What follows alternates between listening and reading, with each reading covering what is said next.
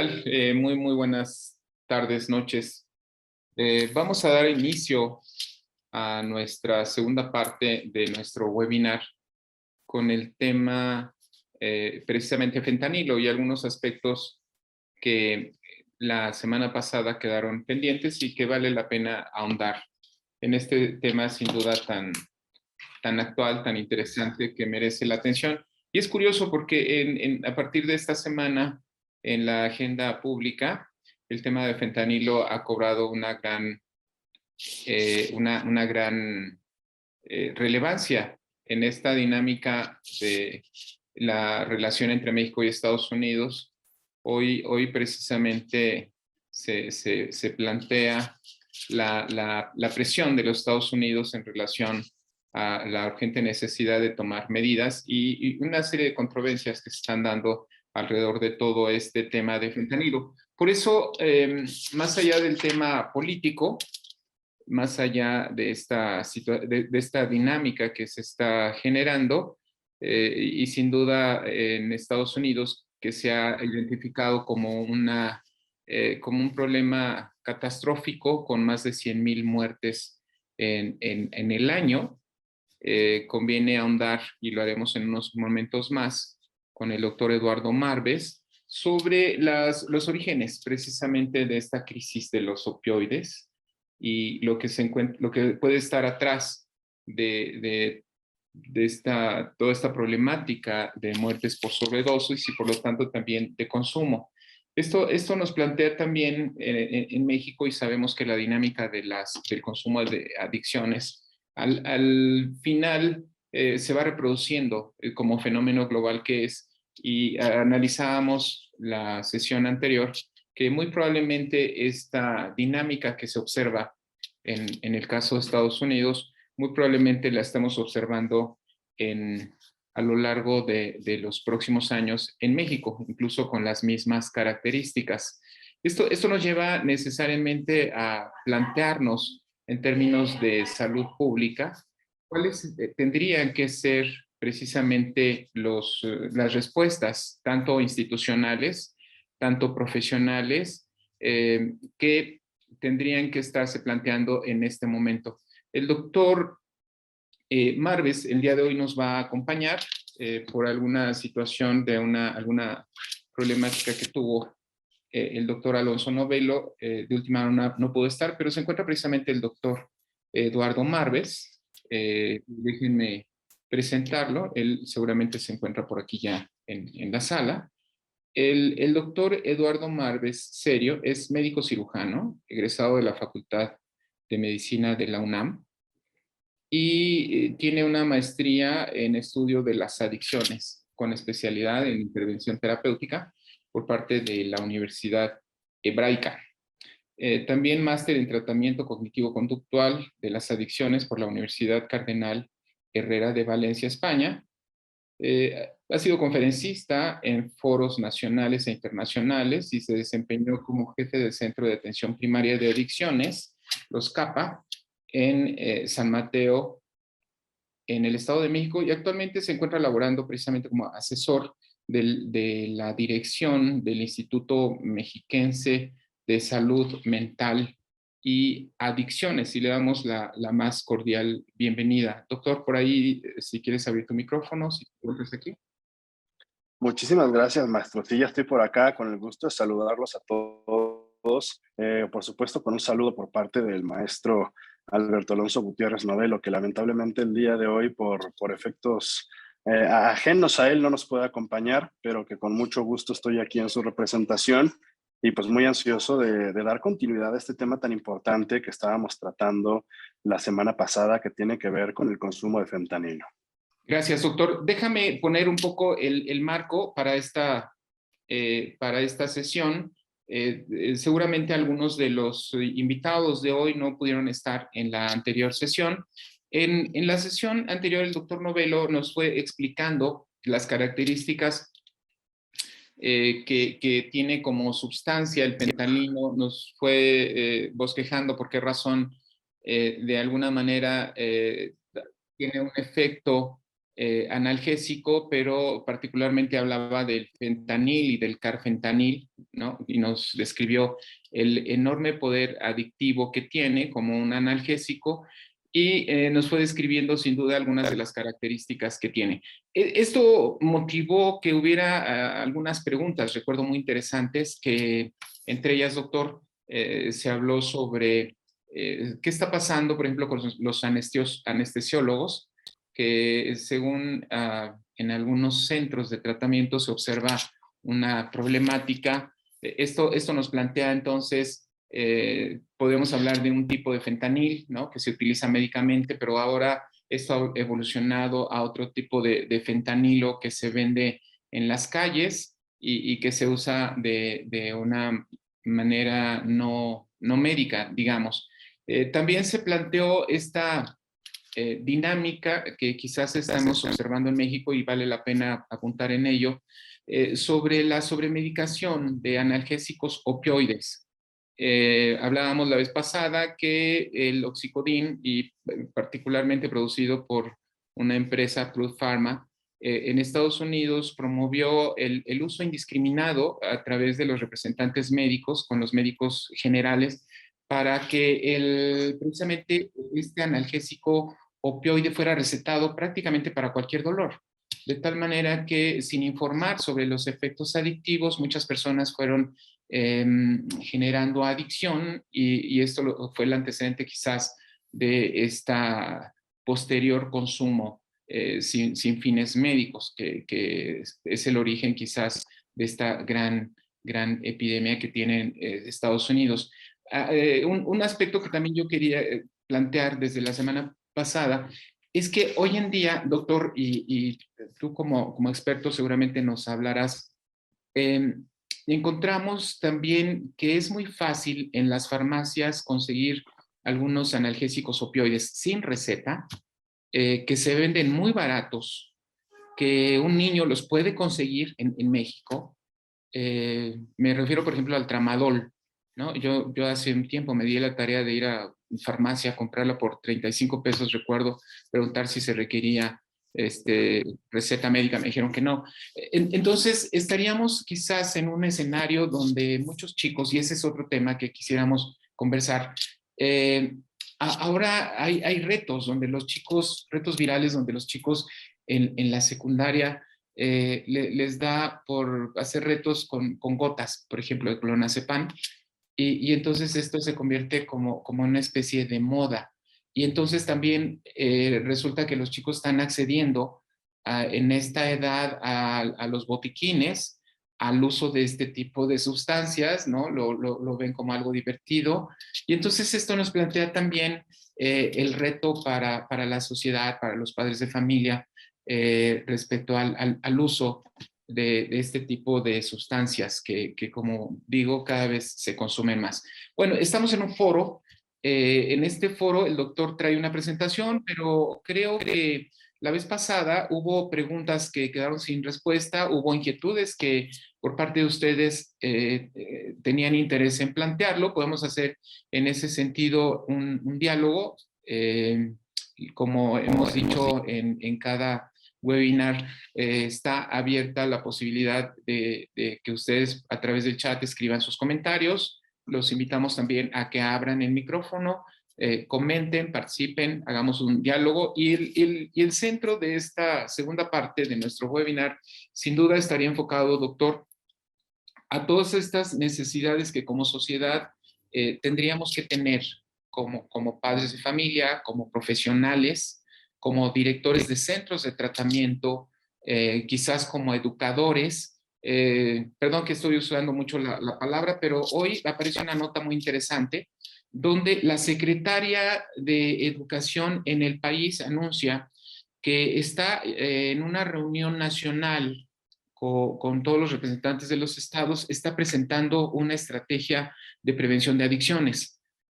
Hay una guía, un material, y lo que observamos en una de las, en una de las láminas, en las fotos, todavía no ha circulado este manual, va a ser muy interesante conocerlo, aparece una leyenda que dice el fentanilo mata, ¿no?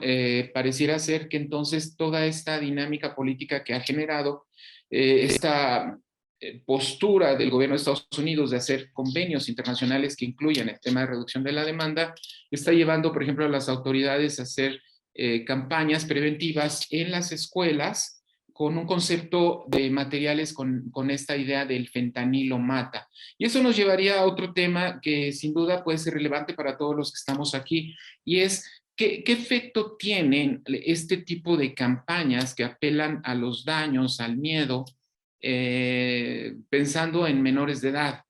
¿Qué tanto pueden ser efectivas estas mensajes que vemos continuamente en los medios de comunicación, donde se habla del fentanilo, del cristal, donde se habla que en la Segunda Guerra Mundial se utilizaba, que contiene elementos muy peligrosos y en ese sentido apela un poco al miedo, también a la responsabilidad? Y también planteamos este tema que el doctor Alonso Novelo nos planteaba, que en el Estado de México, de manera, digamos, oficial, se ha detectado un caso en estos años, en parte porque algunas sustancias que se venden realmente no son fentanilo. No hay manera de que el consumidor sepa si realmente se trata del fentanilo o si se trata de una mezcla. Y esto nos lleva entonces a un planteamiento que todos tendríamos que hacernos. ¿Qué tanto este tipo de campañas, qué tanto este tipo de mensajes en realidad no están cuidando el riesgo de generar información que más bien motiva la curiosidad? Sabemos que en lugares donde no se consume ni se conoce este tipo de campañas, este tipo de mensajes más bien provoca interés en los chicos, y sobre todo que hoy en día el papel que tienen las redes sociales es muy relevante. Bueno, estos son algunos de los temas y es una invitación a nuestros distinguidos participantes que se encuentran aquí de diferentes lugares a que participen, a que dialoguemos, a que conversemos con este experto que tenemos aquí el día de hoy y que podamos sacar conclusiones que puedan ser de utilidad para todos. Entonces, bienvenido, doctor, tienes la palabra y reiteramos la invitación a todos para que pregunten, participen y seamos parte de un diálogo circular. Querido Pepe, muchísimas gracias.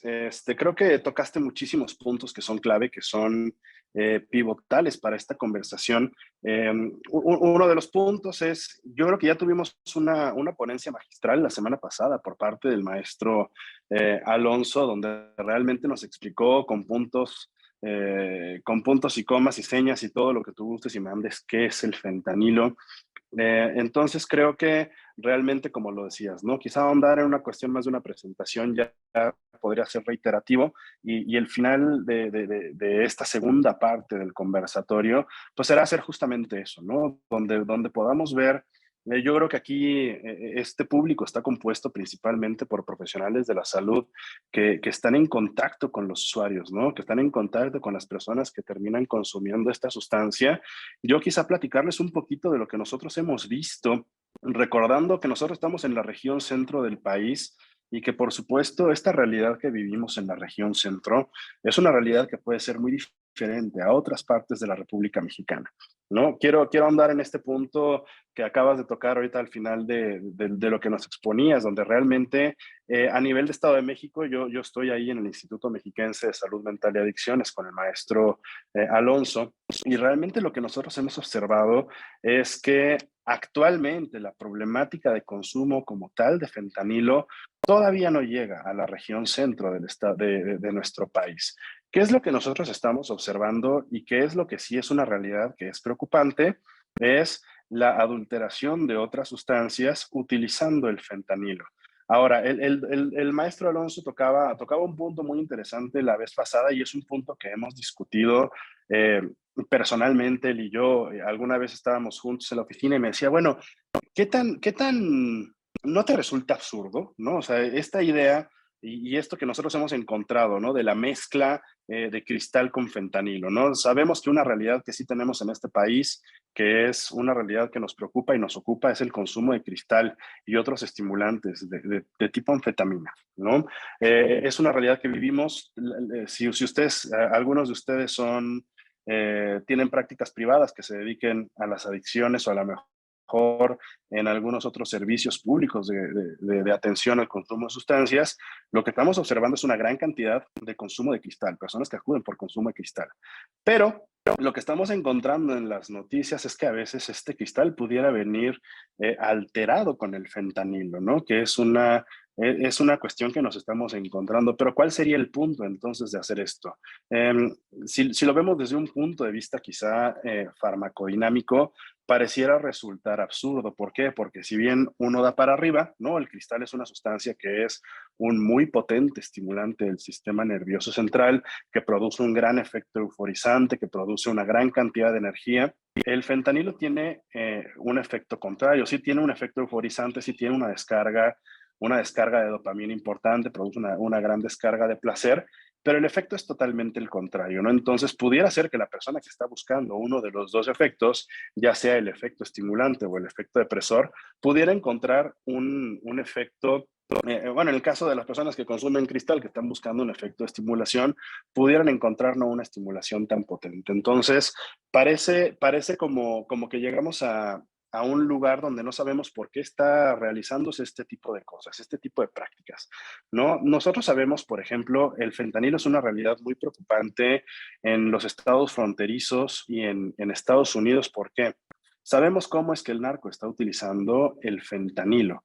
Eh, el- las personas habitualmente, salvo que tengan un profundo conocimiento del medicamento, que era uno de los primeros puntos que tocaste, estimado Pepe, el uso de fentanilo por parte de personal médico especializado, ¿no? Que tiene acceso a este medicamento y que conoce su efecto. La realidad es que las personas que están resultando intoxicadas con fentanilo no están buscando consumir fentanilo. No sé si pareciera quizá absurdo esto. Adelante, querido Pepe. Creo que Bueno, levantaste mano. dado que estás tocando este tema, Lourdes Higuera. Lourdes Higuera está haciendo un planteamiento interesante, muy actual, relacionado con una declaración del presidente en la mañana. Lourdes, ¿quiere comentarlo directamente lo que está escribiendo o lo leo, como usted indique? Gracias, doctor. Bueno, tengo un poco de problema respiratorio, pero mi profesión es anestesióloga. Trabajo en el Hospital Gregorio Salas, en el centro de la Ciudad de México. Nosotros, nuestra población es vulnerable, por lo general en situación de calle, y el consumo que nosotros vemos habitualmente es alcohol, marihuana, cocaína, pocas veces combinado con benzodiazepínicos, pero también el cristal. El problema es que llegan con intoxicación y a veces no es fácil determinar qué tanto tienen de las sustancias. Y por lo general a veces están alteradas con otras cosas que son cal y X. Pero mi problema principal es, como anestesiólogos, nosotros nos ha costado muchísimo trabajo sacar nuestro recetario de opioides. ¿Y cuál es el planteamiento que nos dicen hoy a los médicos que usemos otra cosa que no sea fentanil? O sea, fentanil es altamente delicado, de mucho control. Y para nosotros es esencial el uso de estos medicamentos.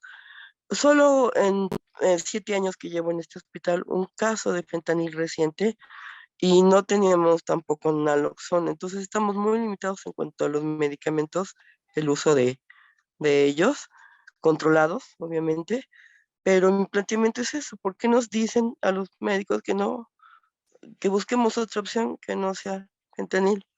No me imagino la cirugía, una cirugía cardíaca, una cirugía mayor, sin el uso de un analgésico opioide como es el fentanil. Y bueno, para la cuestión del consumo como fentanil, tabletas, en lo que está siendo un verdadero problema en las zonas fronterizas, pues hasta como dice el doctor, nosotros no hemos, en el centro no hemos tenido esa situación hasta ahorita del consumo de fentanil en estas formas de toxicomanías. Gracias. Muchas gracias, Lourdes. Yo quiero agregar a lo que usted dice, muy interesante, una nota que nos sorprendió y es que la Comisión Federal de Protección contra Riesgos Sanitarios, la COFEPRIS, órgano regulador en temas de salud pública, suspendió las actividades de la única compañía que en México produce una serie de medicamentos, digamos, para trastornos de salud psiquiátricos, entre ellos la metadona. Esto puede significar entonces alguna problemática en términos del tratamiento de adicciones. Pongo esto entonces, doctor, nada más para este diálogo y escuchar tus respuestas.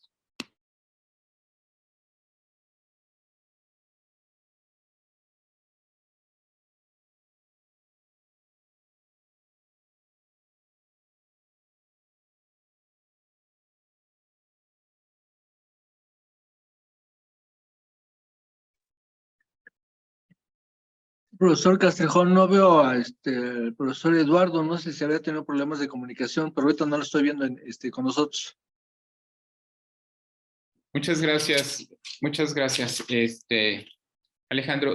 Sí, me está mandando un mensaje que tuvo un problemita de acceso al internet, pero que se está integrando nuevamente con nosotros. Bien, me parece, mientras, si están de acuerdo, podemos seguir haciendo planteamientos de preguntas, haciendo comentarios. Estaba comentando hace un momento que en relación a una preocupación que se están expresando en algunos, digamos, sectores de la atención de la salud mental en relación a este cierre de la línea de producción de Psicofarma, esta empresa que en México es la única productora de algunos medicamentos básicos, entiendo que para el tratamiento, por ejemplo, del TDA, y particularmente hasta donde se produce y distribuye metadona, que como ustedes saben es un medicamento que se utiliza en el tratamiento de la dependencia de opiáceos. Esto sin duda puede generar alguna situación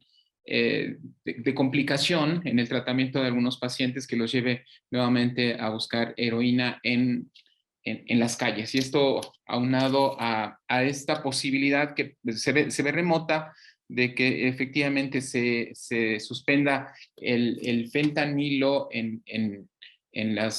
como un anestésico, nos abre sin duda situaciones que pueden ser problemáticas. No sé si quieran aprovechar este momento para hacer comentarios, queridos invitados, en lo que el doctor se incorpora.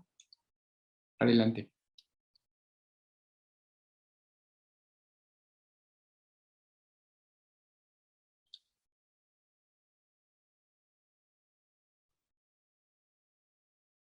Buenas noches, mi nombre es Mariana. Adelante, Bueno, Mariana. yo no me pude bueno, fue mi invitación la primera, y yo sí quería que me definiera un poquito lo que es el fentanilo, que sí me quedé.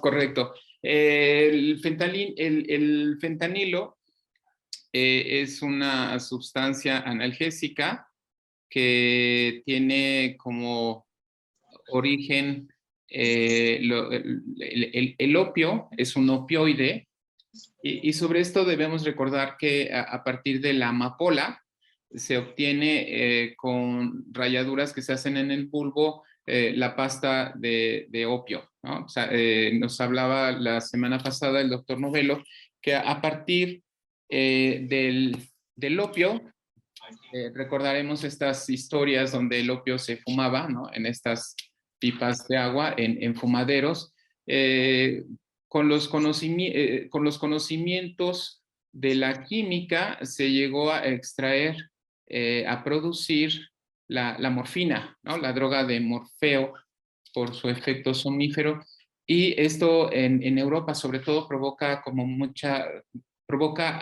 casos de adicción. A partir de la morfina, posteriormente se obtiene la heroína, que era la droga heroica que venía a salvar a las personas de la adicción.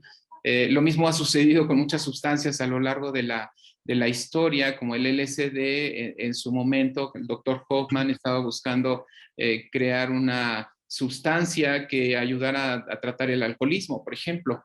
Entonces, hoy en día los opiáceos derivados del opio pueden ser sintéticos, y en esta variedad de sustancias opiáceas, que son muchos. Una de ellas es el fentanilo, otra sería el carfentanil. Y hablábamos de que hay, de manera lícita, existen fármacos que se utilizan como analgésicos, es decir, alivian el dolor, tienen muchas aplicaciones, sobre todo en la medicina paliativa, en la anestesia. Y vemos también que es el debate que se está dando hoy en día entre Estados Unidos y México, que el fentanilo se parece que se está produciendo en México. Lo están utilizando las bandas del crimen organizado para llevarlo a un mercado creciente que en Estados Unidos demanda grandes cantidades de este fentanilo ilegal, llamémosle así, que además se mezcla con algunas sustancias y que es la causante precisamente de toda esta epidemia de sobredosis que se está dando en Estados Unidos. No sé si... Ya estoy por acá. Yo no sé. Adelante, doctor. Ya estoy por Gracias. acá. Una disculpa, me traicionó aquí el internet, se tardó unos segundos en regresar. Me había quedado con el tema de la doctora Lourdes, ¿no? Que nos estaba Así es. platicando de esta cuestión que se presentó el día de hoy, ¿no? Y yo creo que más que referirnos a esta situación en particular, yo creo que nos referimos nuevamente a esta cuestión que sistemáticamente sucede, ¿no? Que es la de poner el ojo en la sustancia, ¿no? O sea, ¿qué pasa si nosotros quitamos el fentanilo? Pues vamos a utilizar quizá otro opioide, ¿no? Ya estabas hablando ahorita, querido Pepe, del carfentanilo, ¿no? Una sustancia que si el fentanilo es 100 veces más potente que la morfina, pues el carfentanilo es 100 veces más potente que el fentanilo, ¿no? Entonces tenemos una sustancia que es todavía más potente. Es decir, también el quitar el uso del fentanilo de uso de grado médico no va a hacer que las personas que están produciendo un fentanilo ilegal lo dejen de producir, ¿no? Entonces esto es una realidad que es ineludible. Yo, bueno, no quiero pensar que sea una idea que vaya a pasar de solamente ser eso, ¿no? Una idea que se presentó quizá en un momento, y yo tampoco puedo visualizar un panorama donde dejemos de utilizar este tipo de medicamentos, ¿no? Como el fentanilo. Usted lo sabrá mucho mejor que yo, doctora, pero me pareciera ser que el escenario no es particularmente viable. Ahora, atendiendo el tema que tengo aquí, una pregunta, no sé si ya la estabas atendiendo, querido Pepe, de qué hacer con la alta demanda de tramadol, ¿no? Utilizada para pacientes con dolor crónico. Ahí la cuestión del tramadol, fíjense que es una cuestión que está como medio en debate, es una cuestión que parte un poco opiniones, ¿no? El tramadol, por fortuna, tiene una característica que es que produce muchos efectos secundarios, ¿no? Entonces, sí existe el riesgo de desarrollar algunas cuestiones adictivas asociadas al uso de tramadol, pero ¿qué pasa? El tramadol también es un opioide de más baja potencia, ¿no? En este caso. Entonces, no estoy diciendo que sea imposible que este tipo de cuestiones de que sucedan, sí pueden suceder, pero como insisto, también el tramadol es en general, por lo menos en mi experiencia, y aquí a lo mejor la doctora Lourdes podrá decirme, o alguno de ustedes, si también hay algún otro médico que haya utilizado este medicamento, por lo general el tramadol es muy mal tolerado, ¿no? Entonces, la gente tiende no a usarlo tanto, por lo menos desde el punto de vista de mi experiencia personal. Pero por supuesto son realidades que son ineludibles. Por supuesto también estamos hablando de un opioide y que, como ustedes lo dicen y lo dicen muy bien, ¿no? Existen muchas otras opciones que podemos utilizar como analgesia sin la necesidad de utilizar un opioide. Sobre todo creo que aquí algo que de repente nos falla es hacer la valoración de un paciente y ver si realmente pues esta persona pudiera tener el riesgo de desarrollar un trastorno debido al uso de alguna sustancia, en este caso de este opioide en particular, ¿no? Siempre se deben de utilizar para eventos en agudo, ¿no? No utilizarlos nunca en dolores que pudieran hacerse crónicos, y si se lo llegan a hacer, pues entonces procurar siempre utilizar otro medicamento y por supuesto tener este cuidado. Creo que también lo mencionó el doctor Alonso durante la sesión pasada, el hacer un descarte cuidadoso de estas sustancias, ¿no? Es decir, no dejarlas ahí no es una sustancia que podamos dejar en el cajón de las medicinas para que cualquiera pudiera llegar a abrir este cajón y poder tener acceso a esta u otras sustancias, que pudieran tener un potencial adictivo, un potencial ahí de alguna cuestión como peligrosa, ¿no? Lo estabas mencionando también, Pepe, al final de la disertación que diste al inicio, hablabas de esta cuestión de los retos virales, ¿no? Ahorita que está muy viralizada la información acerca de este reto de clonazepam, ¿no?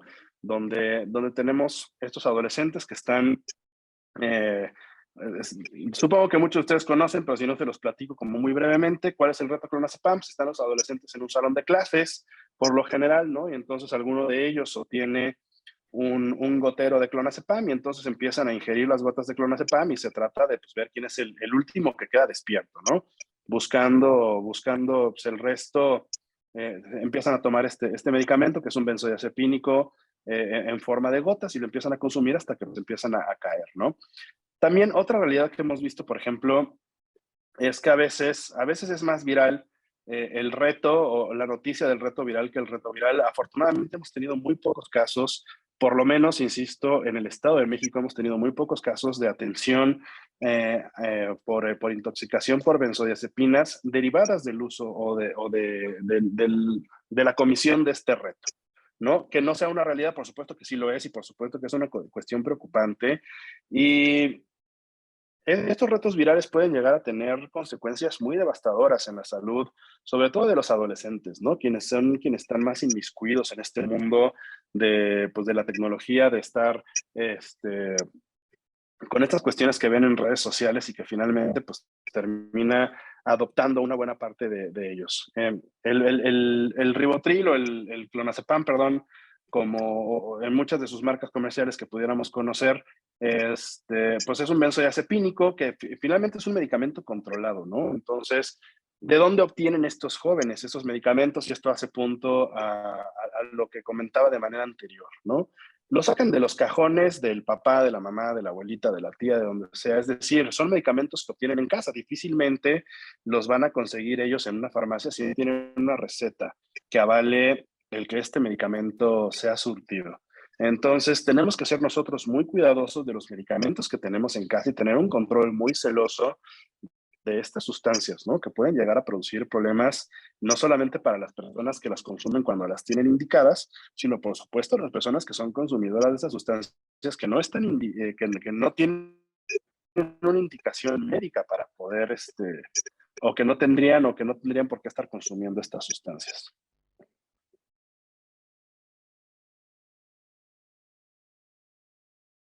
Correcto. Por ahí, Alex hace algún comentario. Alex, si quiere usar la palabra, es interesante. Supongo que sobre el tema de metadona y psicofarma. ¿Yo? Sí, adelante, por favor. Sí. Bueno, es que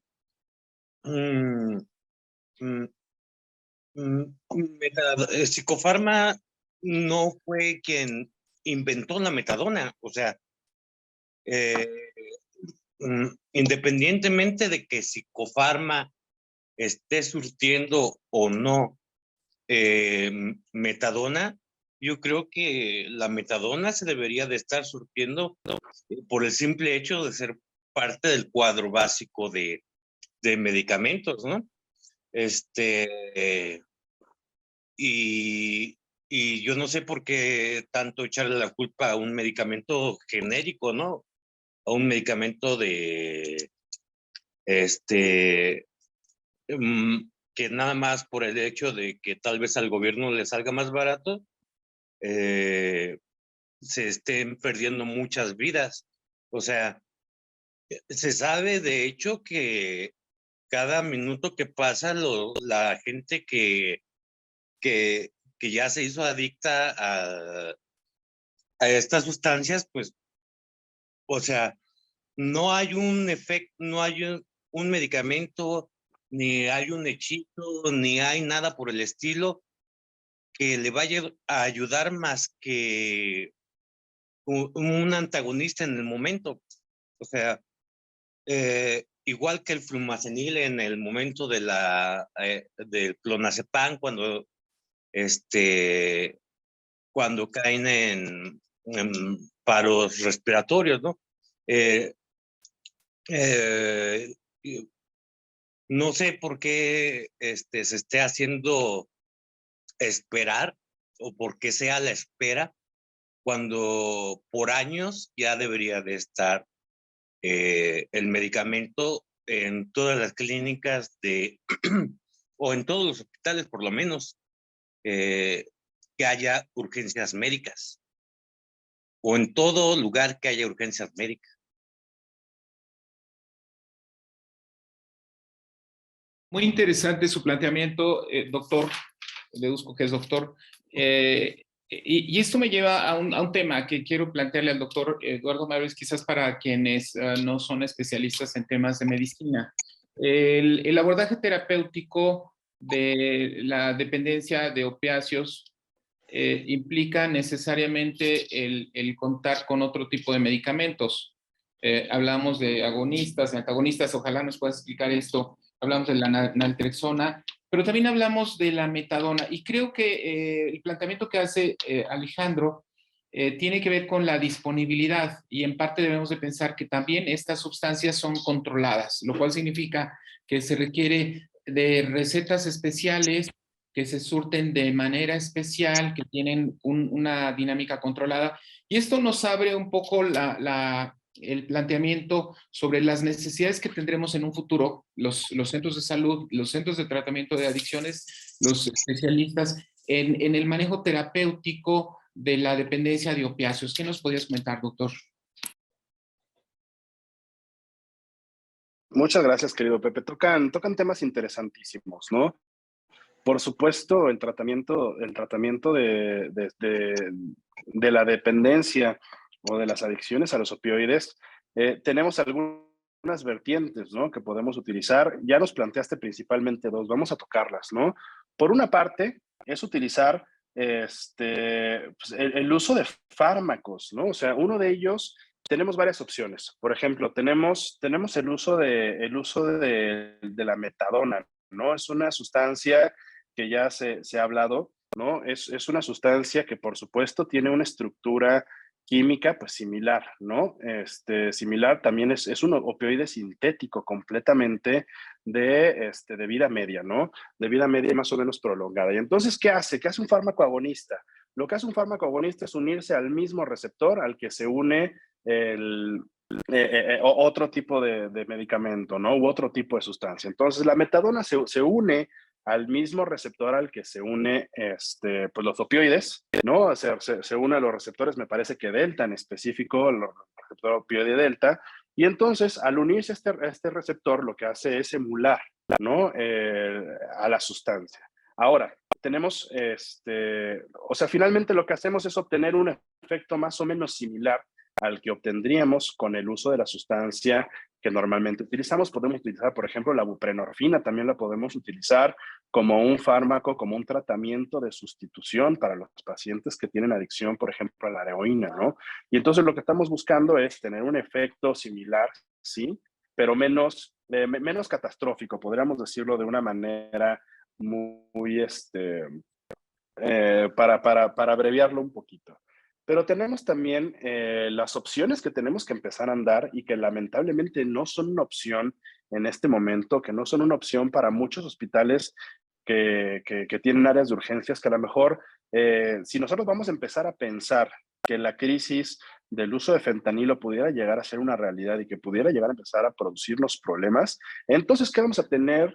Que nosotros vamos a tener que echar mano de antídotos, ¿no? Por decirlo de alguna manera.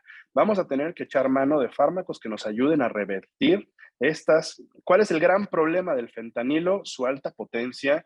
El hecho de que esté administrado en una dosis no controlada nos puede llevar a una sobredosis. Me parece que el doctor Alonso también lo explicó durante la ponencia pasada, cuáles son los efectos que producen los opioides. Y uno de los efectos que tienen los opioides es la depresión respiratoria, sobre todo a través del receptor delta, ¿no? Entonces, cuando nosotros administramos opioides y estimulamos el receptor delta, la frecuencia respiratoria va a disminuir. Eso quiere decir que vamos a respirar más suavecito, más lento, con menos intensidad. Y si yo doy una dosis elevada de este opioide, entonces lo que voy a producir es un paro respiratorio, ¿no? Esta persona va a dejar de respirar por completo. Y por supuesto, un paro respiratorio prolongado nos va a producir un paro cardiorrespiratorio y la persona se va a morir, ¿no? O sea, las muertes por sobredosis en Estados Unidos, por lo menos, la mayor cantidad de muerte por sobredosis está asociada al consumo de fentanilo. Entonces, ¿qué es lo que nosotros tenemos que tener si vamos a empezar a preocuparnos por el uso de fentanilo? En los hospitales tenemos que tener un antídoto para el fentanilo y el antídoto para el fentanilo se llama naloxona. ¿Cuál es el problema? Que aquí no tenemos naloxona, por lo menos no la tenemos disponible de manera sencilla. Ahora, de que una persona está consumiendo en la calle a que llega al hospital a que le administremos la naloxona, pues va a pasar mucho tiempo, ¿no? Entonces, por ejemplo, tenemos que empezar a pensar en la aplicación de medidas de reducción de daño. En Estados Unidos, ¿qué es lo que se hace o qué es lo que se busca hacer? La distribución de un medicamento, bueno, es la naloxona en una forma de un spray aerosolizado que se puede administrar muy fácilmente por la nariz. Este spray tiene un nombre particular que no sé si estoy permitido decir, así como marcas particulares en este momento. Pero entonces, ¿qué es lo que hacemos? Estamos viendo que la persona entra en sobredosis, esperando, por supuesto, que la persona esté consumiendo con algunos otros conocidos, con algunos pares, y que tengan disponible esta sustancia para poderla administrar y salvarle la vida a la persona que está cayendo o que está consumiendo con un patrón que lo lleva a una sobredosis. La realidad es esta, ¿no? O sea, nosotros no podemos controlar la cantidad de fentanilo que estamos consumiendo, si lo estamos consumiendo porque viene mezclado con otras sustancias. ¿Por qué? Pues porque no tenemos estandarización de dosis. O sea, no es como que nosotros compramos nuestra grapita, ¿no? O compramos nuestro gramo, o lo que sea, y viene con una etiquetita con información nutrimental y sellos de la Secretaría de la Salud. O sea, por supuesto, eso no sucede. No sabemos qué es lo que estamos consumiendo. Otra gran herramienta que nos podría dar luz a saber qué es realmente lo que la gente está consumiendo es la instalación de estos laboratorios fuera de los centros de consumo, ¿no? Donde la gente pueda llegar sin temor a ninguna especie de represalia, llevar la sustancia que está consumiendo, que se le haga un breve análisis químico y que se le diga, oye, pues esto te lo vendieron como tal, pero pues es otra cosa, no es esto o es el otro. Esto se hace en algunas partes del mundo. En México, me parece que justamente vi una publicación de nuestros amigos del IAPA, que ya tienen su IAPABús, ¿no? Y me parece que sí tienen esta práctica de irse a poner afuera de centros nocturnos donde tienen detectado consumo de sustancias. Y en el IAPABús me parece que tienen este laboratorio móvil. No sé, la verdad es que qué tan sofisticado sea, pero por lo menos tenemos esta opción y eso es una cuestión que tenemos que empezar a universalizar y que tiene que llegar a más personas. Que tengamos la posibilidad de saber qué es realmente lo que me estoy metiendo. Si bien lo ideal es que no consuma nada, ¿no? Por lo menos que tenga yo algo de certeza de que lo que me vendieron es lo que dicen, ¿no? Que me vendieron. Y que si encuentro otras cosas, pues yo tenga la opción de poder decir, ok, no, pues esto quizá no es lo que yo quería consumir y entonces de esa manera pues puedo evitar ese consumo, ¿no? O sea, son solamente algunas de las cosas que me vienen a la mente en este momento, estimado maestro. Muchas gracias. Hay comentarios muy interesantes. Leo el de Iván Aguilar Loranca, que no sé si Loranca, que se anime a abrir el micrófono para hacer este comentario. Y se refiere precisamente al tratamiento farmacológico. Y si quiere comentarlo, Iván, si no, yo lo puedo leer. Aquí es donde entramos en otro terreno, doctor, y ahorita Iván seguramente lo va a comentar, donde el abordaje terapéutico de las personas con dependencia al alcohol, perdón, a los opiáceos, tendría que ver con aspectos de una atención integral, ¿no? Que combine precisamente la parte de la supresión, con la parte de la abstinencia, con la parte psicológica, con la parte social y hasta la laboral. Ahorita podríamos abordar un poquito sobre esa necesidad de un abordaje integral, pero si Iván se anima a hablar, puede abrir su micrófono y comentarlo.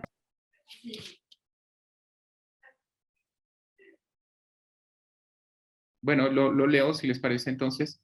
Dice, el problema no son los medicamentos, es la gente que no lo sabe utilizar. Primero, se deben de quitar el síndrome de supresión, que es lo más difícil de tratar. Se refiere básicamente a los opiáceos. El problema de la metadona es que los pacientes mezclan metadona con heroína. Y aquí se encuentran precisamente en esta sala algunas especialistas de lugares donde las clínicas de metadona son algo muy frecuente. Hasta donde sé, doctor, en el centro, en la Ciudad de México, por ejemplo, Centros de Integración Juvenil tiene clínicas donde se aplica metadona, pero son muy pocas las opciones donde se utiliza metadona. No sé qué nos puedes decir sobre estos temas.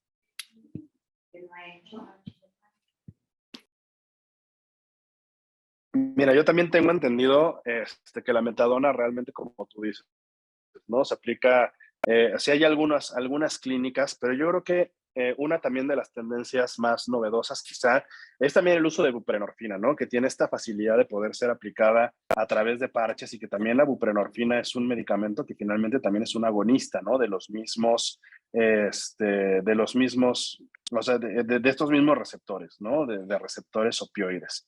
Entonces, pues, creo que hay muchas cosas que tienen que ver o que son relevantes en este tema, ¿no? Habla aquí ¿cómo se llama? Iván, ¿no? Acerca de este síndrome de supresión que es muy difícil de tratar. Y sí, el síndrome de abstinencia de opioides es uno de los síndromes más catastróficos, ¿no? Es un síndrome que realmente puede poner muy en peligro la vida de la persona y que finalmente pues, es un factor muy importante de la eternización y la reincidencia en el consumo, ¿no? O sea, es muy difícil realmente poder dar un tratamiento adecuado para estos síndromes de supresión, también porque no tenemos como tanta disponibilidad de estos medicamentos que nos pueden ayudar. Y por eso también es muy importante esto que mencionabas tú, Pepe, el abordaje integral de estos pacientes, donde no solamente tenemos que tener estas medidas de reducción de daño, no solamente tenemos que tener metadona, no solamente tenemos que tener buprenorfina, sino que tenemos que tener a todo un equipo de personal que está capacitado para poder ayudar a las personas a realmente poder pues, rehabilitarse del consumo de este tipo de medicamentos que producen un síndrome de dependencia como tan severo, ¿no? Entonces, la verdad es que yo no conozco muy bien cuáles son las clínicas de metadona que existan. Como tú dices, me parece sí que CIJ las tiene, pero como también en el mismo entendido de que aquí en la zona centro del país es un consumo mucho menos visto, ¿no? Que el consumo de otras sustancias. También quizá los esfuerzos están enfocados en atender la problemática que está generada por otras sustancias, ¿no? Y no con la intención de invisibilizar a esta población, pero pareciera que los esfuerzos van más enfocados a otro tipo de sustancias y la reducción de los daños asociados a otro tipo de consumos, ¿no? Hay un comentario muy interesante de Aide Vivo Beltrán. Hablábamos hace un momento de la dinámica compleja que en estos temas se vive en el norte y en donde, por supuesto, tienen más años en el abordaje de este tipo de problemas. Hay clínicas de metadona, hay programas de reducción de daños que están operando allá por parte de algunas organizaciones. Y la doctora está haciendo comentarios muy interesantes. Doctora, me gustaría si nos quiere compartir sus planteamientos y sobre lo que estamos hablando con lo que usted escribió en el chat. Sí, ¿me escuchan? Sí, la escuchamos muy bien. Buenas tardes. Yo soy acá de Mexicali, Baja California, y el problema que tenemos nosotros es que ahorita no existen clínicas de metadona, no las acaban de cerrar. Nos abastecía primero Estados Unidos, que era el principal exportador de metadona a nivel mundial, y ahorita ya no tenemos, lo único que nos surtía era Psicofarma. Por desgracia, teníamos una población muy grande de pacientes dependientes a heroína y desde el año pasado hemos estado reduciendo nuestra cantidad de pacientes y ahora a principios de este año ya no hay metadona y cerramos las clínicas aquí en Mexicali. Por otra parte, en los últimos años, los últimos 3 años más o menos, y a raíz de la pandemia, los pacientes comenzaron a utilizar fentanilo. Aquí en el estado era muy poco probable que encontráramos fentanilo, más bien venían de Estados Unidos y del estado de Sonora. pero empezaron a mezclar fentanilo con cristal, con marihuana, con heroína, y el gran problema que teníamos es que el propio paciente no sabía que estaba consumiendo fentanilo, hasta que hacíamos los antidopings y ya salían positivos a fentanilo también, además de la droga primaria que ellos consumían. Ahorita aquí también es muy difícil conseguir la buprenorfina, y lo que he estado viendo es que la buprenorfina en otros estados de la República ha estado siendo manejada por parches y para otras sustancias adictivas, no tanto los opiáceos, ¿no? Que fue principalmente para lo que fue utilizada para nosotros y para los cursos que hemos tomado en Estados Unidos. Por desgracia, nuestro aumento de personas adictas a opiáceos ha crecido muchísimo, y ahorita en calidad de calle tenemos miles. Ahí en la clínica donde yo participaba teníamos aproximadamente 500 pacientes diarios que iban a tomar metadona, y con eso los teníamos básicamente rehabilitados y integrados a la sociedad, ¿no? Entonces sí tenemos una gran escasez de medicamentos, no tenemos clonazepam, no tenemos las benzodiazepinas primarias, ¿no? Clonazepam, que también es muy importante para los adictos, pues no lo encuentran ya tan fácil, y sí es una gran dificultad buscar con qué medicamentos podemos solucionar su abstinencia, con qué medicamentos podemos lograr minimizar los síntomas tan graves que tienen por la supresión a los opiáceos, ¿no? Entonces, ya hemos hecho los psiquiatras un llamado a gobierno para que nos ayude, pero no hemos obtenido respuesta. La verdad que estamos así como en un hoyo negro y no sabemos qué hacer.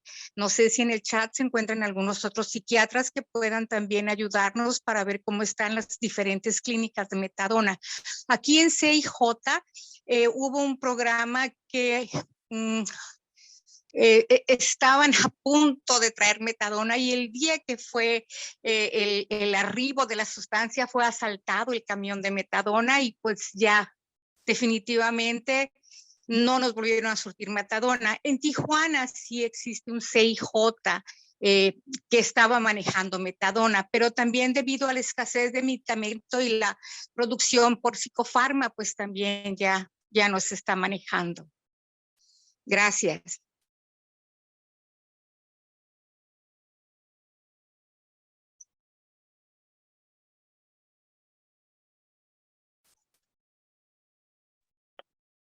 Creo que tienes cerrado tu micrófono, Pepe. Gracias. Le quería preguntar a la doctora en relación a un comentario que hizo Iván. Dice, a veces los pacientes mezclan metadona con heroína, y seguramente se refiere a que van a buscar maneras de robar, y este caso que usted relata sería un ejemplo para hacer un uso, digamos, sin prescripción, y dice aquí que lo mezclan con heroína. De alguna manera resulta muy complejo.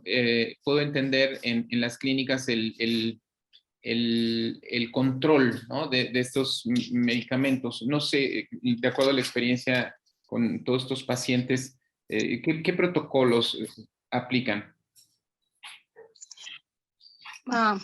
¿Sí me escucha? Sí, le escuchamos muy bien. Okay. Lo que pasa es que estamos hablando de que los pacientes que utilizan heroína, la mayoría son en calidad de personas de calle.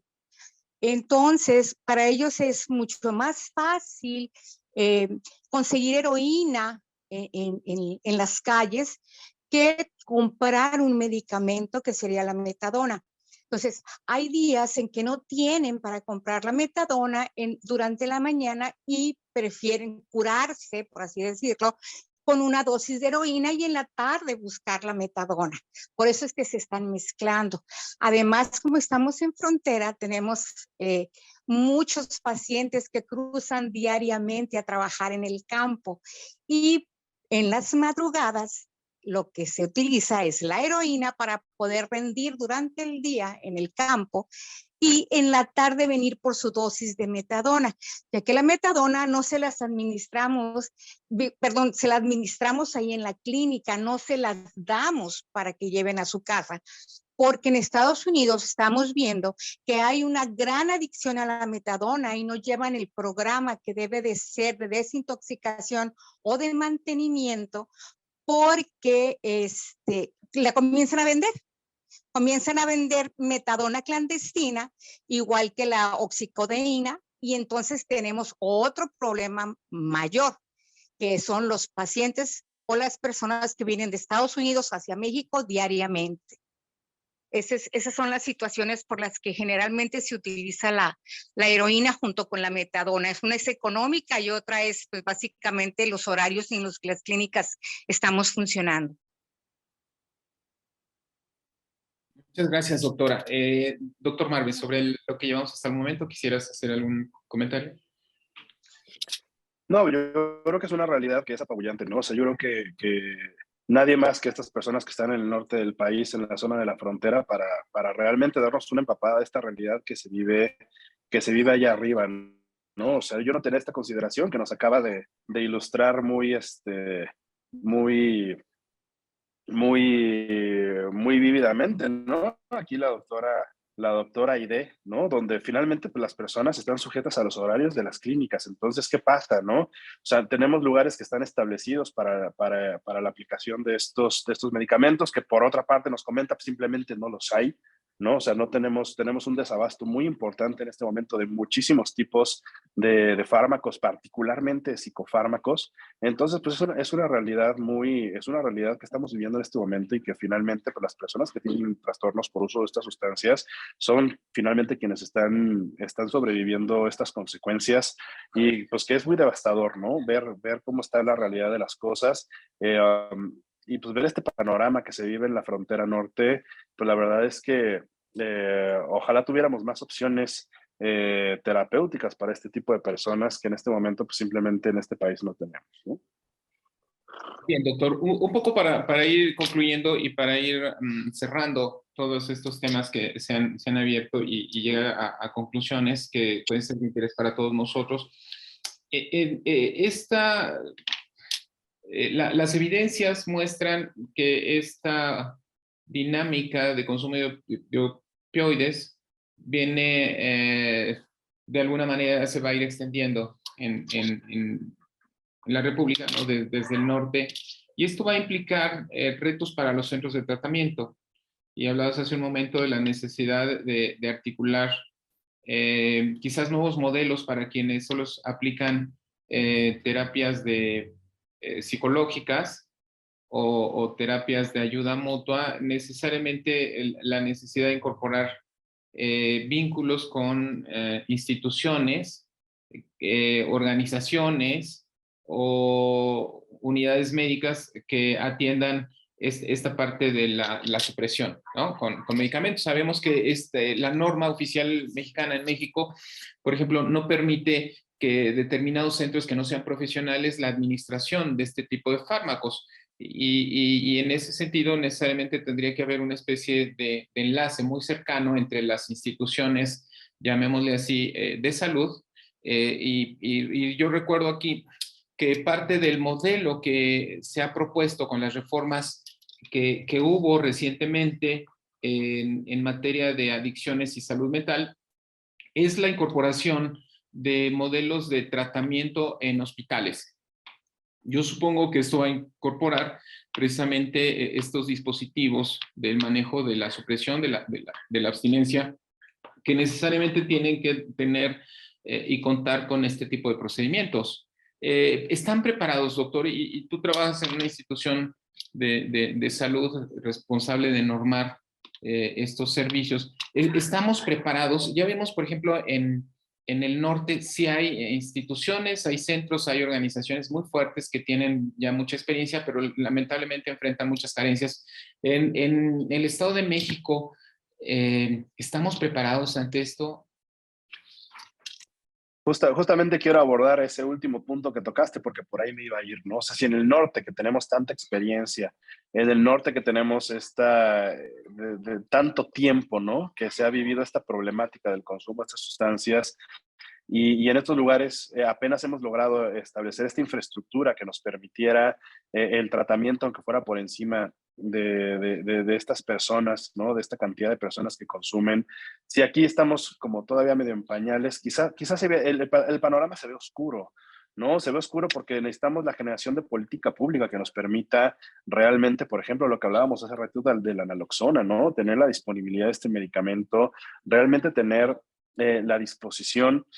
Te voy a decir, hay otra barrera como muy importante para la atención de las personas que tienen trastornos por uso de sustancias, que es una cuestión muy sistemática que tenemos de simplemente invisibilizar a esta población, ¿no? A lo mejor dejarla al final a la hora de las atenciones que les damos en los lugares que no son especializados en adicciones. ¿Por qué? Porque son poblaciones estigmatizadas, ¿no? Son poblaciones que pensamos que se están sufriendo esos daños porque están ahí porque quieren, y tenemos ahí una cuestión sistemática muy fea de violencia en contra de este tipo de personas. Entonces, yo te puedo decir, en los centros de atención primaria en adicciones, no solamente del Estado de México, sino a lo largo del país, pues difícilmente podemos otorgar una atención de este tipo, ¿no? En los CAPA no tenemos ni siquiera farmacias, ¿no? Donde podamos nosotros tener el almacenamiento de estos medicamentos.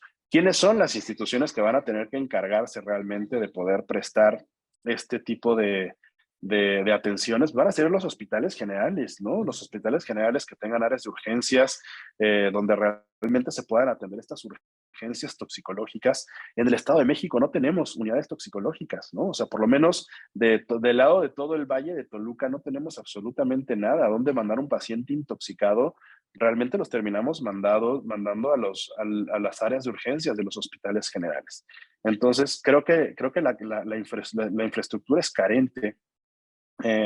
La capacitación es carente, porque la capacitación que está otorgando todos los CAPA y a través de las secretarías y a través de los organismos estatales, que proviene de una iniciativa federal por parte de la CONADIC, pues es una capacitación en la guía de intervención MHGAP, ¿no? Que realmente, o sea, no digo que no es importante, por supuesto que lo es, pero la guía de intervención MHGAP no está diseñada para capacitar a las personas, ni por supuesto para proveerles con la infraestructura para el tratamiento de este tipo de trastornos que son más severos, ¿no? Y que requieren un manejo sumamente específico. La guía de intervención MHGAP y este esfuerzo conjunto a nivel federal, pues nos ayuda a atender las adicciones, por lo menos en una cuestión de orientación, por lo menos en una cuestión de sensibilización a las personas, que algunos problemas sencillos puedan ser resueltos desde el primer nivel de atención, pero por supuesto, pues este tipo de atenciones requieren ya una cuestión más especializada y requieren, pues, el abasto de medicamentos que estamos viendo que ha estado complicado en los últimos años, ¿no? Entonces, el panorama se ve sombrío, pero pues tampoco quiero ser tan negativo, y que quizá en un esfuerzo conjunto se pueda realmente generar un sistema que pueda atender este tipo de patologías, este tipo de pacientes de una manera un poquito más exitosa. Muchas gracias, doctor. Precisamente el doctor Alejandro nos dice que si para tabaco no tenemos bupropión. El bupropión sabemos que es un antidepresivo que sirve como un auxiliar en el tratamiento de la abstinencia de la nicotina. No sé, seguramente se refiere a que si existe, y él hablaba en el cuadro básico, en las instituciones donde se atienden problemas de tabaquismo, la disponibilidad de este fármaco, bupropión.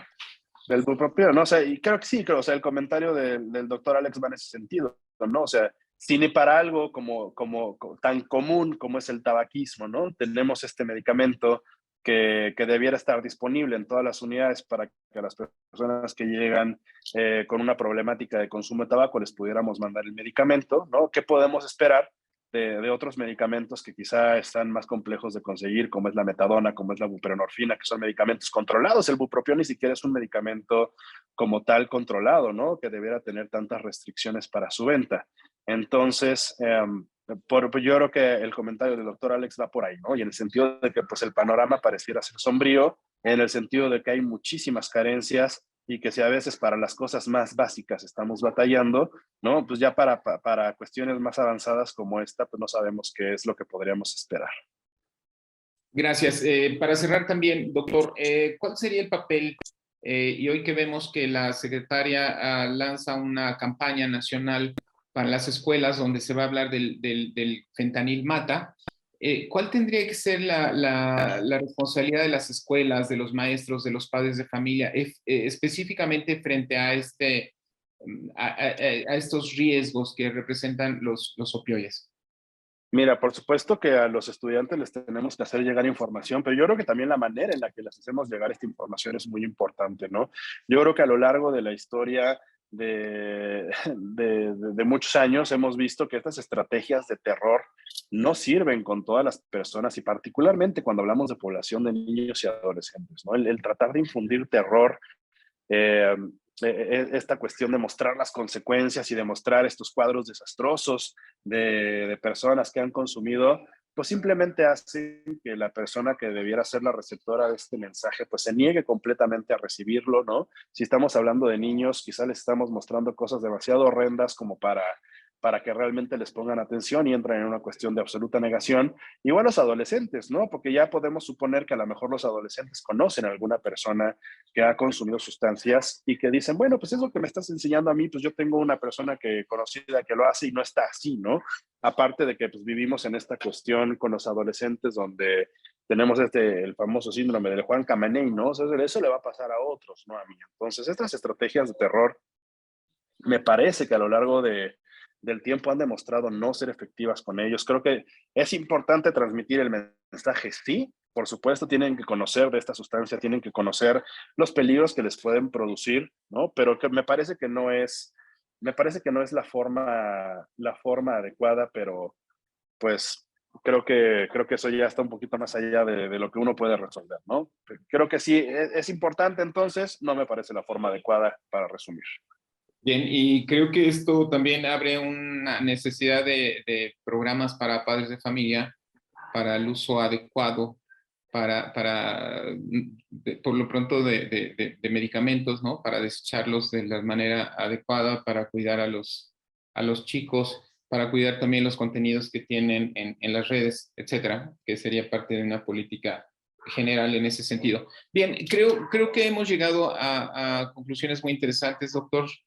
No sé si nuestros distinguidos participantes que hoy están en diferentes lugares quisieran hacer algún comentario final, alguna conclusión, sería muy valioso para nosotros. Hay una pregunta que nos hacen, dice, no pude ver la pasada, lo dice Liliana Salazar. No me fue posible asistir a la plática anterior, existe la posibilidad de acceder a la grabación.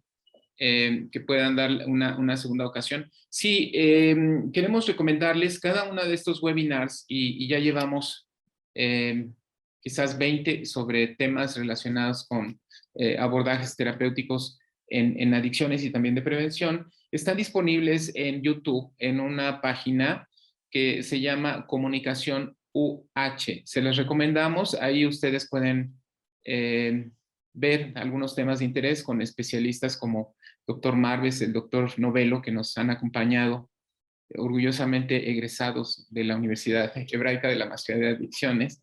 Y ahí van a poder ver muchos temas, temas de actualidad como el que estamos viendo, y independientemente de que en las próximas semanas estaremos abordando temáticas. Hoy ha surgido el tema de reducción del daño, me parece que es un tema que va a resultar importante analizarlo a fondo y estaremos invitándoles a través de nuestras redes, a través de nuestros mensajes, invitándoles a participar en estos webinars. Por ahí, si quieren comentar algo con toda confianza, adelante. Le mandan saludos a la doctora Aide, por ejemplo, Norma, y la felicita. Alex nos dice, las cárceles están llenas de heroína. Y sí, si abrimos un poco los ojos a la realidad, pareciera ser que en ciertos centros penitenciarios, si no hay drogas, hay un caos. Y en ese sentido a veces son hasta más económicas que en la calle. Eugenia, ¿quiere comentarlo directamente? Y Lourdes Higuera, a manera de conclusiones. Y también usuario de Zoom. Adelante, me parece que con estas participaciones y la de Carmen, ahí Carmen, nuestra compañera, nos presenta la página, la liga. Tómela de manera directa al canal. Adelante, cerremos entonces con la intervención, por favor, de Eugenia, nuevamente de Lourdes Higuera y de usuario en Zoom. Adelante, por favor.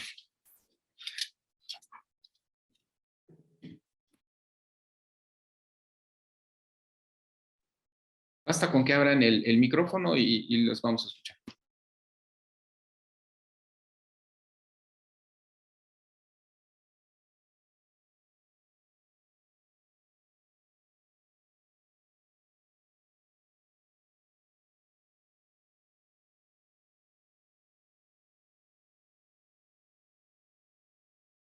Nos dice Eugenia, no tengo micrófono, lo siento, pero está haciendo un comentario interesante que voy a retomar en este momento. Dice Eugenia, debería ser una estrategia llamativa, ya que eso es lo que nos hace creer las cosas.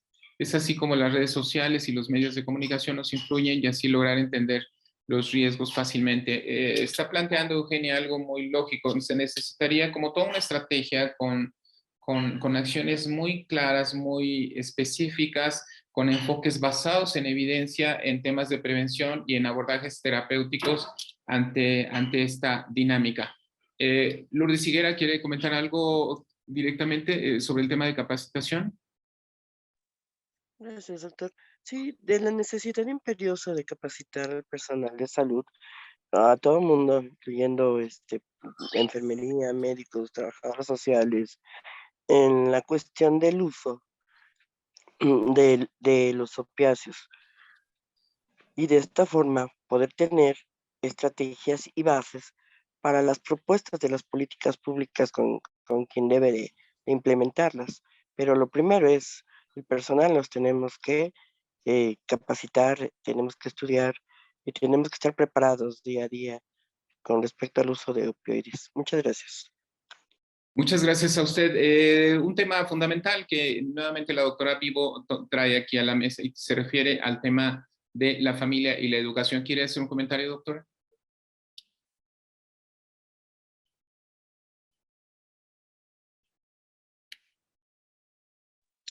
Pues solamente reiterar que los buenos hábitos y los ejemplos entre los buenos y los malos se aprenden desde el nacimiento. Y hay que tener en cuenta que la familia, aunque ya no parezca tan normal o tan natural, es la base de nuestra sociedad. Entonces, si los hijos están en comunicación con los padres o con las personas más allegados a ellos, y estos padres o estas personas son unas personas que tienen conocimiento, porque yo pienso que lo primero que tenemos que hacer es educar a los padres para que los hijos también sean unas personas que sepan discernir entre lo bueno y lo malo. Yo tengo familias enteras, consumidores de heroína, consumidores de alcohol, consumidores de tabaco, y estoy hablando desde niños, desde los 4 o 5 años. Entonces yo pienso que la base de todo lo que hagamos en nuestra vida está en la familia. Gracias. Maravillosa conclusión a esta sesión. Y antes de darle la palabra al doctor Marves para que haga sus conclusiones finales, nuestra compañera desde la Universidad Hebraica, Carmen Gómez, nos está mandando la liga precisamente a la página de Comunicación UH y estamos también con información sobre los planes de estudios que tiene la Universidad Hebraica. Tenemos, como ya se comentó, una especialidad en intervención terapéutica, otra especialidad en intervención preventiva, tenemos una maestría en estudio de las adicciones y lamentablemente es presencial, porque seguramente en algunos estados les interesaría. Se está buscando tener la modalidad precisamente en línea. Pero bueno, doctor, te damos la palabra para concluir esta interesante sesión con un agradecimiento por tu participación. No, nada que agradecer, al contrario, pues yo muy honrado de haber tenido la oportunidad de participar, si bien no estaba planeado esto originalmente. Creo que lo importante a rescatar aquí es que si bien por lo menos en el centro del país todavía no tenemos esta problemática tan marcada con el fentanilo, creo que es una realidad que es incipiente. Lo vimos con las personas que tenemos aquí, que atienden el norte del país, ¿no? Donde esta es una realidad que lleva ya muchos años el consumo de opioides, siendo un problema que está ahí presente, latente, y que ha sido muy difícil de atender. Creo que tenemos que tomar estas experiencias y estos conocimientos y estos aprendizajes. También hablaba por aquí el doctor Alex, ¿no? Pues esta población que de repente tenemos invisibilizada dentro de las cárceles, que también pues es una cuestión muy importante que tenemos que atender y que no podemos dejar a un lado. Creo que es muy importante generar estos conocimientos, generar estas estructuras y finalmente aprender de las experiencias de los lugares donde ya tenemos estos consumos para poder estar preparados si es que se llegara a desatar realmente una crisis de consumo de este tipo de sustancias. Y pues ojalá que tengamos el desarrollo de políticas públicas que nos permitan el poder atender adecuadamente esta problemática, el poder atender adecuadamente las muertes relacionadas con la sobredosis por el consumo de estas sustancias. Es un tema que trae otro gran ponente y maestro de esta universidad, el maestro Raúl Martín del Campo, ¿no? Entonces, quizá en algún momento pudiéramos hablar de este tema de la naloxona, la importancia que tiene para el tratamiento de estos padecimientos y evitar las muertes relacionadas con el consumo. Muchísimas gracias por la invitación. Muchas gracias a todos los participantes que realmente tienen una experiencia gigantesca en esto. Sigan con ese trabajo tan grande que realizan para la atención de estas personas. Muchas gracias.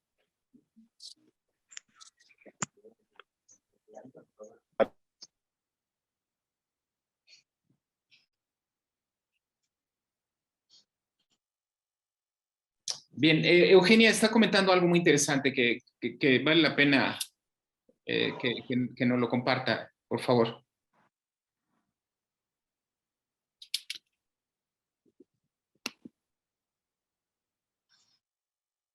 Que no tenía problemas con el micrófono, lo voy a leer. Dice, somos personas muy influenciables y captando la atención del espectador podríamos, o sea, del público en general, como profesionales en el campo, podemos lograr impartir información fidedigna. Esto es importante, que se basara en ser informativa, en no presentarlo en forma aburrida ni horrible, que podríamos hacer conciencia y conseguir nuestro objetivo, que es hacer entender el fentanilo como tal no es malo. El uso que le damos es lo que cambia la función, ya que es una herramienta buena en la rama de la salud, muy cierto, y hemos podido salvar vidas, y el uso, digamos, el uso riesgoso puede matar vidas, y eso es importante, podemos salvar vidas. Hay felicitaciones, ahí las vas a ver en el chat, querido doctor, y no me resta más que agradecerles a ustedes su participación, al doctor Marves, y hacerles una invitación. El próximo 23 de marzo, en la Universidad Hebraica, de manera presencial, se presenta el libro Informe Ciudadano sobre el uso nocivo del alcohol en México. Todos están invitados, les va a llegar una invitación y en nuestras redes sociales van a encontrar datos. Les agradecemos mucho su participación. Nos veremos en el siguiente webinar. Y un abrazo a todos. Muchas gracias. Buenas noches a todos. Cuídense mucho.